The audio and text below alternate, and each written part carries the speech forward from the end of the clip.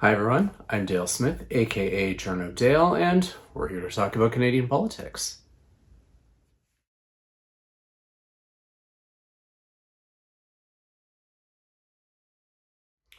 All right, it's time to take some questions, and our first one is over Bluesky, and it's from Mary Wright, who asks, "What's the reality slash feeling on the ground about Janice Charette as trade negotiator? She seems to have a mixed history of success. No." I wouldn't say that. Janice Charette is an extremely accomplished person. She's been clerk of the Privy Council twice and was High Commissioner to the UK prior to Ralph Goodale. So, I mean, she's got a pretty proven track record. Everyone who I know who has interacted with her has always had extremely positive things to say about her. A lot of where this stuff about the mixed history comes from, in my reading, is the fact that she was clerk of the Privy Council during the whole convoy occupation, and so a lot of people are blaming her for things that happened around there, which I think is kind of unfair because the real problem was the Ottawa police. And so I think I think that's probably where that impression has been coming from online. I think in terms of, as trade negotiator, I think what's important in there is that she has the contacts, and she has the relationships and the networking ability, which is important in a situation like that.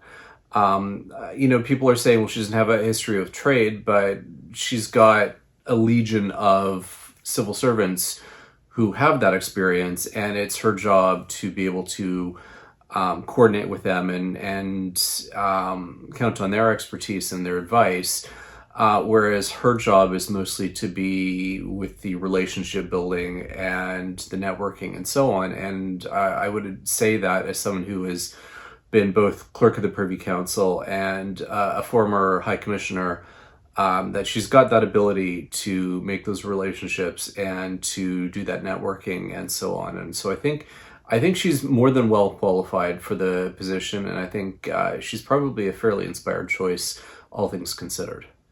Our second and final question is from Jean Anderson, also on Bluesky, who asks, "Why are some levels of government not speaking in plain language to media and citizens that issues being thrown at them are not in their wheelhouse?" And I wish I had a simple answer for that. Most of the time, it's because nobody likes to be seen to be passing the buck, particularly at the federal level.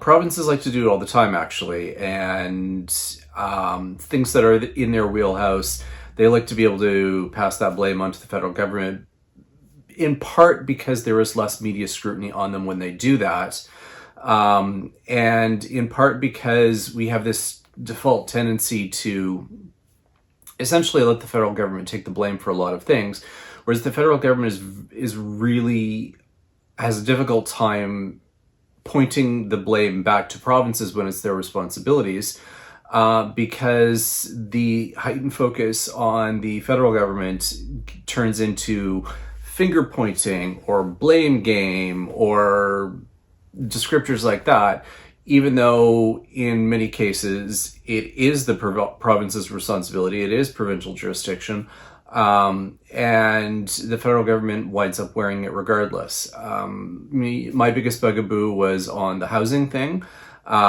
Justin Trudeau said the correct response was that the federal government has very little carriage over housing policy, and got absolutely roasted for it in media, both provincial and federal. And people saying things like federal jurisdiction is what people decide it is, and it's not what the Constitution says. But unfortunately, it created this both inability for the federal government to really push back on things that are provincial responsibility, but also helped create this situation where the federal government tries to find new levers where they can assert some kind of jurisdiction or responsibility, whether that's carrots and sticks through funding and so on, which muddies the situation further and which, again, lets provinces get off scot-free for things that they are doing that they should not be doing. And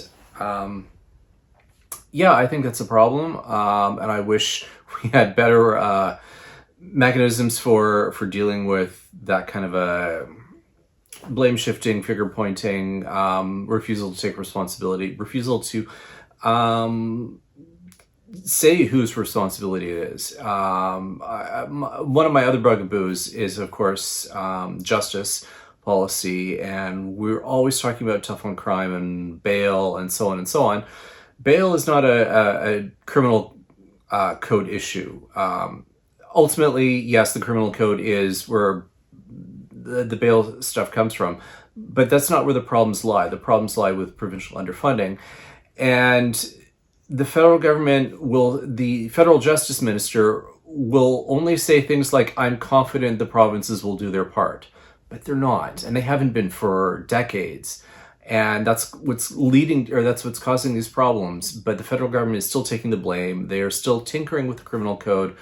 As a result of it, it's not going to solve the problem. It's going to make things worse. And they will still get blamed the moment that someone commits another offense while on bail. And it will not solve any problems. But again, they are reluctant to actually point the finger in the proper direction because nobody wants to hear it.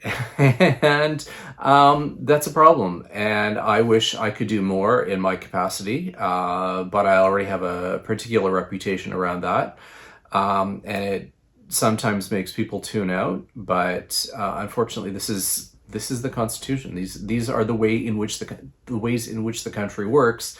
And it would be great if people could actually, follow that and hold the people to account for whose responsibility things are, like the premiers, when they don't fund justice systems, or when they don't create the necessary regulatory environment for better and more housing, and when they have provincial mechanisms that can override local zoning decisions and so on. These are issues that provinces should be dealing with. The federal government should be able to say this is a provincial issue, but nobody wants to do that. Everyone wants to look like a hero, but that's not solving any problems. And then we are in kind of the mess we're in right now. So anyway, I wish I had a better answer for that, but that's kind of where things are at. And that's everything for this week. Thanks for your questions, and join us again next week for some more Canadian politics. I'm Dale Smith. It's at Journo_Dale on Twitter, and JournoDale_no_ on Bluesky.